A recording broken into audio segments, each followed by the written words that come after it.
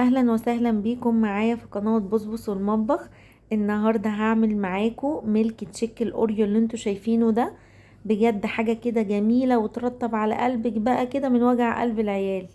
يلا بينا نعمله بطريقة سهلة جدا، هتعمليه زي الكافيهات واحلى كمان. عندي هنا كيس من الاوريو الحجم الكبير، وعندي 2 من الهوهلز اللي هي بطعم القهوة، بتديه طعم حلو قوي. لو الولاد هيشربوا منه خليها هوهلز العادية، بلاش اللي هي بالقهوة.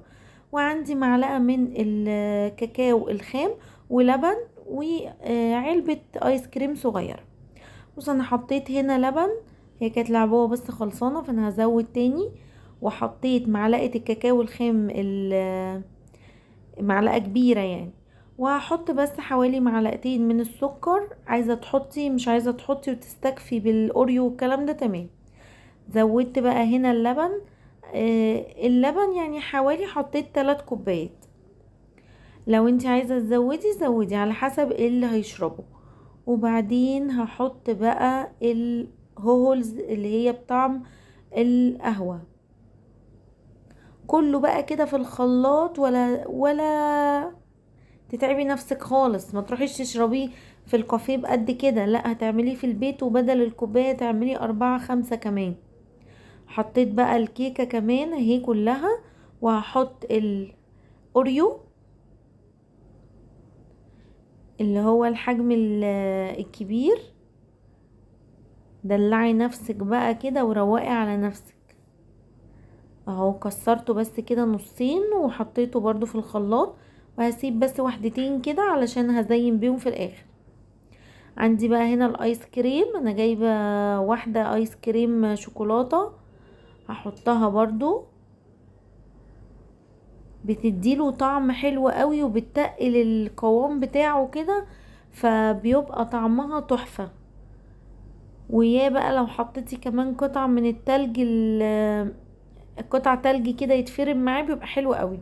بس انا مكانش عندي بقى تلج دلوقتي، فانا طقت في دماغي قمت عملته انا والولاد. يلا بقى نفرم كل دون، نشغل الخلاط على كل ده لغاية ما ينعم خالص، 2 3 ويبقى جاهز. خلاص كده جبت بقى كاس وحطيت صوص شوكولاتة كده من بصوا الكيس ده فيه كده صوص شوكولاتة. ببتدي بس اخطط كده الكاس كده من جوه او كوباية عشان تديني بس شكل حلو. تقدري تعمليها او ما تعملهاش عادي يعني. هنحط بقى الميلك تشيك اللي احنا عملناه، بجد طعمه تحفة. ولو متلج اكتر كمان بيبقى طعمه حلو قوي قوي. شايفين بقى القوام بتاعه حلو جدا. هحط بقى شوية من اللي هي الرغوة بقى اللي فوق دي مش هتنزل، فانا هجيب معلقة كده وهحط منها شوية. شايفين بقى الفوم ده. تقدري بقى تحطي كمان في الاخر بولة ايس كريم فانيليا، كريم شانتيه مثلا عايزة تحطيه من فوق. بس انا كده تمام قوي، مش هحط اي حاجة تاني. وخلاص كده خلص معايا ميلك التشيك الاوريو. عملناه بكل بساطة وسهولة في البيت، ما خدش مننا ولا وقت ولا مجهود. وكمان وفرتي وظبطتي كده مزاجك، اعمليه بقى واقعدي اتفرجي على مسلسل كده حلو او فيلم انتي بتحبيه، وروقي كده على مزاجك شوية. وده كده كان ميلك تشيك الاوريو النهاردة، وصفة سهلة وبسيطة وتعمليها على طول.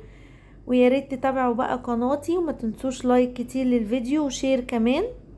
شكرا لكم وشكرا لمتابعتكم ليا. ما تنسوش القناة اسمها بصبص والمطبخ. مع السلامة.